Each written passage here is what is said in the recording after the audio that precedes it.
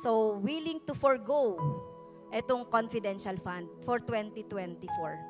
Ang Office of the Vice President at ang DepEd ay hindi naman ahensya na related sa national security, spying, surveillance, etc. So walang magiging violent reaction pag tinanggal. Halimbawa, yung 500 na confidential fund sa Office of the Vice President.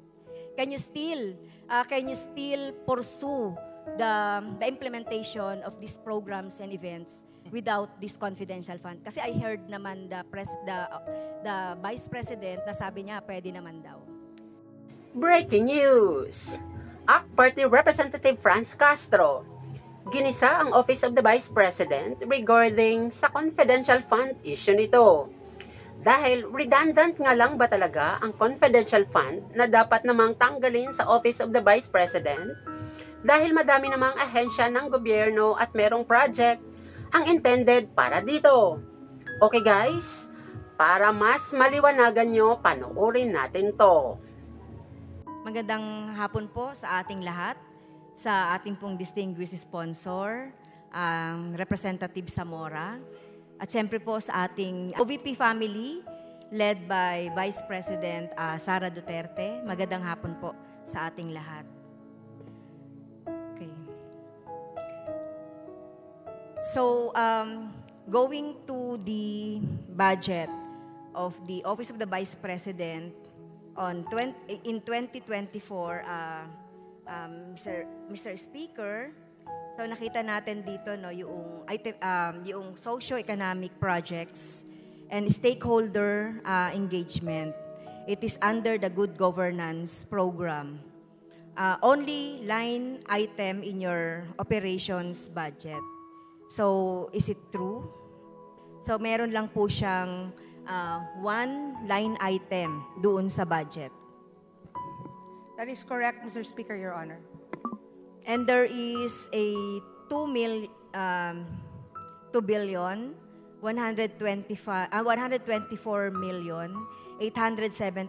pesos for MOOE. That is correct, Mr. Speaker, Your Honor. The entire 500 million confidential fund is in there. That is correct, Mr. Speaker. Thank you, distinguished sponsor, Mr. Speaker. Noong 2022, under the Good Governance Engagement and Social Service Projects, and ito po, Mr. Speaker, distinguished sponsor, under the Good Governance Program with 523,785,000 MOOE.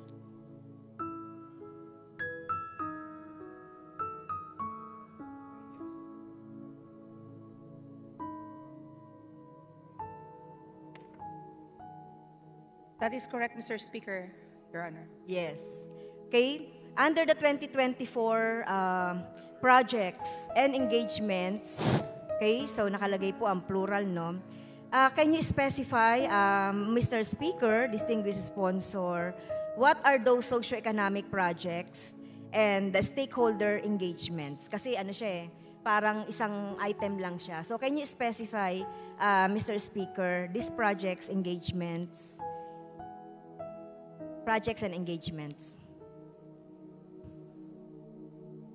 Mr. Speaker, Your Honor, several projects under the said program are the following: medical assistance, burial assistance, Magnegosyo Taday, Pagbabago Campaign, disaster operation, rice food bags, Kalusugan food truck for disaster operations, Libreng Sakay, and the You Can Be VP program. Yes. Kasi Mr. Speaker, dito sa 2024 na budget on projects and engagements, parang isa siyang, Mr. Speaker, kung titignan natin yung budget, para siyang isang lump sum. Kasi hindi naka-specify yung, yung mga projects and engagements. So when we see different budget, katulad ng ibang mga agencies, meron din silang mga naka-specify as you have mentioned, distinguished sponsor.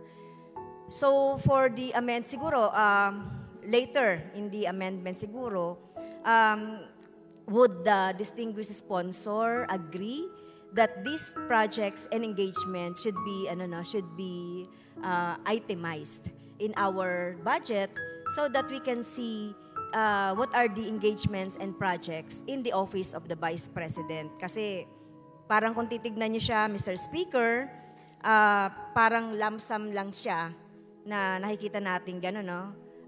Under Good Governance Program.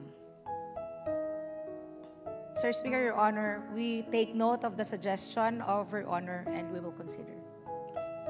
Okay, pag sinabi ko, tama. Thank you, Mr. Sponsor, Madam Sponsor, for that positive answer. Kasi pag sinabi nating item of appropriation, this is pertain to the amount appropriated for each activity or project as authorized by the GAA, okay, or by the Act, okay? So the particulars of expenditure to be funded should be itemized, okay? So isa-isahin natin, Mr. Speaker, kada activity and project. So in the 2024 budget, how much is being budgeted to the different project and activities mentioned by our distinguished sponsor, Mr. Speaker? Mr. Speaker, Your Honor, the following programs as part of the programs to be implemented and has been implemented and the Office of the Vice President wishes to expand for 2024 are the following. For medical assistance, a proposal of 600 million is being proposed, which targets 60,000 clients. Burial assistance, 170,800,000 pesos, which targets 34,160 clients. Magnegosyo Taday, 150 million, which targets 15,000 individuals.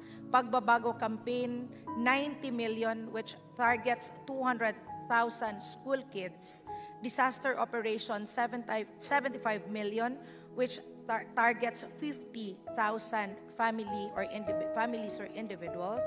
Rice food bags, proposal of 50 million, which targets 100,000 individuals. Kalusugan food truck Pansarap, amounting to 36 million, which targets 15,000 school kids. Kalusugan food truck for disaster operations, amounting to 7,776,000 pesos. Libreng Sakay amounting to 16,430,000 pesos, which targets 187,440 commuters. And You Can Be VP program for 1 million pesos, which targets 1 to 2 school kids. Mr. Speaker. Okay. Thank you, Mr. Speaker. So, Mr. Speaker, can I ask the distinguished sponsor to provide the committee and this representation, the copy? Hindi ko po masyado nasundan yung lahat, Mr. Yes, gladly, Mr. Speaker, Your Honor. Okay. Thank you po, Mr. Speaker. So, may mga budget na doon sa lahat, yung specific activity at project. So yung next question ko po, Mr. Speaker, ito yung mga specific na mga activities and projects proposed by the Office of the Vice President. Okay? Kung mapapansin ko po, Mr. Speaker, ito po ay parang redundant doon sa mga project ng iba't ibang mga ahensya. So, halimbawa po, Mr. Speaker, medical assistance, magnegosyo, libreng sakay, disaster operation, at iba pa po. So, don't you think yung mga specific specific projects and events ay redundant ito dun sa iba't ibang mga ahensya? Kasi may narinig po ako sa Senate na sinabi po ng Vice President yung iba pang mga activities and project niya for the future. So, ito pong sinasabing ito ng mga project, isn't it redundant? Tingin po ng ating sponsor. Mr. Speaker, Your Honor, the Office of the Vice President believes that it is also the role of the Office of the Vice President to be complementary to whatever programs and projects of the Executive Department. There are other initiatives that are undertaken by the Office of the Vice President, not merely those being implemented by other agencies, because it is the goal of the Office of the Vice President to widen its access to government services. And some of these projects have very specific target beneficiaries like Magnegosyo Taday and other programs. And so, again, the Office of the Vice President works complementary with the other offices in the Executive Department. Mr. Speaker, Your Honor. Yes, thank you po, Mr. Speaker, distinguished sponsor. So, hindi po ba pwedeng, dahil halimbawa, itong libreng sakay could be coordinated with the DOTR. Itong magnegosyo could be coordinated with the DTI. Ito pong disaster operation could be coordinated with the DSWD or other related agency. Rice food, etc. Related ito sa DSW din kasi nagbibigay din tayo ng ayuda. Okay? At saka yung medical assistance. Kasi alam ko, ang DOH and DSWD are making that na as a projects and activities. Sir Speaker, Your Honor, in the implementation of these programs, the Office of the Vice President works closely with several agencies of the Executive Department. In fact, the Office of the Vice President has existing memorandum of agreement with the Department of Transportation, specifically for Libreng Sakay program. It is the OVP who supports the Libreng Sakay program and also of the DOTR by providing buses, which means implementation of these programs were done in accordance and in collaboration with the agencies. Yes. Mr. Speaker, Your Honor. So, yun ang sinasabi natin, Mr. Speaker, distinguished sponsor. So, ito kasi, tingin ko na nagiging redundant doon sa mga activities. And kung babalikan natin, Mr. Speaker, distinguished sponsor, yung mandato ng Office of the Vice President, kung titignan nga natin siya noong 2015, doon sa yung sa mga functions, so makikita natin siya as the parang as a substitute to our president just in case. Okay? So doon sa kasi hindi rin natin ito napuna nung mga panahon ng iba pang mga administration o iba pang vice president. Kaya tinitignan natin na syempre itong mandato ng Vice President ay just excuse me for the term, spare tire ng presidente just in case na may mangyari. So yun naman talaga yung pinakamandato nito. Okay? Mr. Speaker, Your Honor, if I may interject,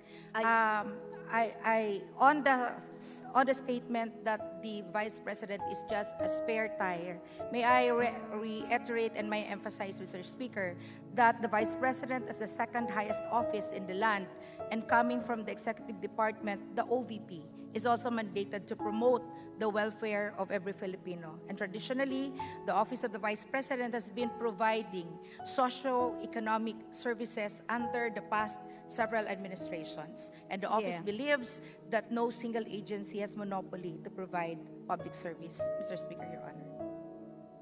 Okay, thank you, Mr. Speaker and distinguished sponsor. So, kung titignan natin, ito nga, kaya nga sinabi ko, although, noong mga nakaraang budget po, 2015, pababa, so makikita mo lang doon yung salitang parang ceremonial. And then after that, nagkaroon na nito. Pero nakita natin doon sa budget ng Office of the Vice President, parang lump sum. Okay? Kaya dapat siguro baguhin na natin, if you agree sa ating distinguished sponsor, Mr. Speaker, kung paano natin i-itemize. Kaya nga in-itemize ko po yung mga projects and events. Okay? So yon. Next question. On the confidential funds. In 2022, I take hold of a letter addressed to the Office of the Committee on Appropriation regarding doon sa mga particulars na request ng Office of the Vice President during the fiscal year 2022. Okay, by the way, before that, meron kasing budget for confidential fund ulit for 2024. So, paano ba yung plano ng Office of the Vice President kung saan-saan gagamitin itong confidential fund? Alam natin na the confidential fund is governed by a JC 2050 ng COA, ng DND, ng DBM, GCD, etc. So based on the events and projects, hindi pala program. Kasi ang program kasi sa definition natin sa GAA yung medyo mahaba-habang mga activities and events. So paano po or saan gagamitin itong 500 na confidential fund? Sir Speaker, Your Honor, the proposed confidential expenses will be used for the safe implementation of the programs and activities of the Office of the Vice President, which are being delivered through its central office and the newly established satellite offices. Through the satellite offices, the OVP aims to bring its programs to other areas with a vision to target poverty reduction, threats to peace and order, and achieve sustainable development. And in support of these goals, surveillance activities will be undertaken to assess security threats and ensure successful implementation of the said projects. Mr. Speaker, Your Honor. So, do you have a PAP programs and projects? Kasi ito yung sinasabi po dun sa JC na requirement bago po magamit itong mga confidential funds. So, ito yung programs and projects po. Yes, Mr. Speaker. So, meron kayo noon? Yes. So, nag-submit ba ang Office of the Vice President nung 2023 kasi merong 500 na confidential fund. Nag-submit po ba noong mga kinakailangan? 2023 to mamaya na tayo mag-2022. So 2023 na meron kasi ang Office of the Vice President na 500 million. So have you submitted this PAP and have you complied with the provision of the JC regarding confidential and intelligence fund? Sir Speaker, Your Honor, the Office of the Vice President has submitted the physical and financial plan as required under the COA DBM DILG GCG DND Joint Circular 2015-01. It was in November 17 of 2022 that the original plan was submitted, and in January 26 of 2023 a revised plan was submitted. Sir Speaker, Your Honor. Okay. So sinasabi din po dito sa JC that you have to submit the report and yung performance noong nung paggamit, performance indicators noong PAP na ginamitan natin ng confidential fund. Is the Office of the Vice President complied with it? Mr. Speaker, Your Honor, yes, the Office of the Vice President has complied with the report submission in January 17, 2023, and in April 13, 2023, and in July 13 of 2023. I know, hindi po natin pinag-uusapan yung 2022. Pinag-usapan po natin yung 2023. 2023 pa lang po ngayon di ba?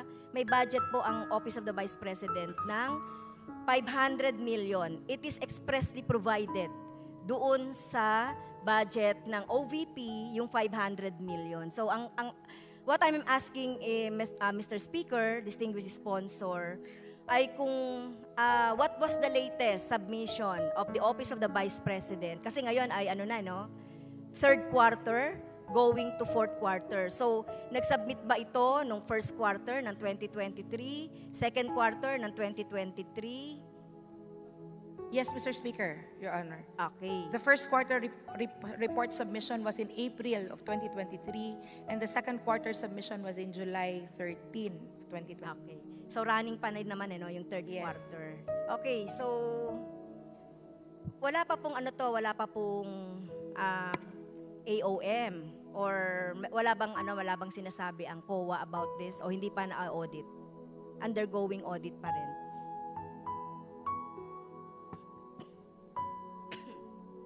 None, Mr. Speaker, Your Honor. Okay, so wala pa, no? So sa dami nga siguro ng mga sinasubmit na mga performance report, so kagaya nga sinabi ng COA na talagang marami talaga yung performance report tungkol dito sa confidential fund. Okay. Sa ngayon, merong 500 million na confidential fund ang Office of the Vice President. So for 2024, have you heard of the news about the decision of our association of the House of Representatives that the confidential fund will be coursed through doon sa mga agencies na may kinalaman doon sa national security, may kinalaman sa spying, paniniktik, at iba pang mga may kinalaman doon sa national security.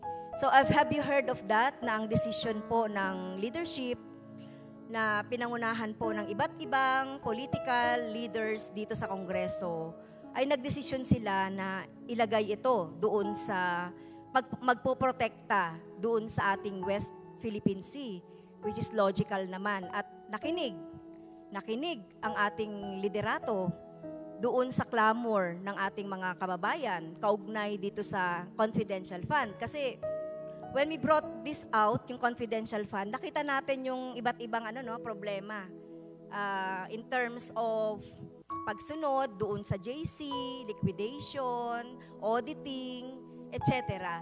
So have you heard of that? In fact, merong letter doon, distinguished sponsor. So what is your comment or ano po yung masasabi nyo doon? Mr. Speaker, Your Honor, the Office of the Vice President is consistent on its stand since last year and even up to this year that the office submits to the discretion and wisdom of Congress. Okay, so ang ibig sabihin, dahil ang Office of the Vice President at ang DepEd ay hindi naman ahensya na related sa national security, spying, surveillance, etc. So, willing to forgo itong confidential fund for 2024. The Office of, Mr. Speaker, Your Honor, the Office of the Vice President is firm in its stand that they believe that the office can only propose on how they will do their job. And as to the approval of the proposed funding and budget, they submit to the wisdom and discretion of Congress. So walang magiging violent reaction pag tinanggal, halimbawa, yung 500 na confidential fund sa Office of the Vice President. Can you still pursue the implementation of these programs and events without this confidential fund? Kasi I heard naman the Vice President na sabi niya pwede naman daw. Okay guys, sa pagkakataong ito, napakaganda ng katanungan ni Castro.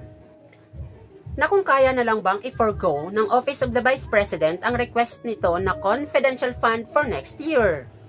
And guys, kung kayo ang tatanungin ko, mas malaki ba ang epekto sa Office of the Vice President kung walang confidential fund na marerelease para dito? Then guys, pag sakali man din merong confidential fund, from the root word itself, confidentials.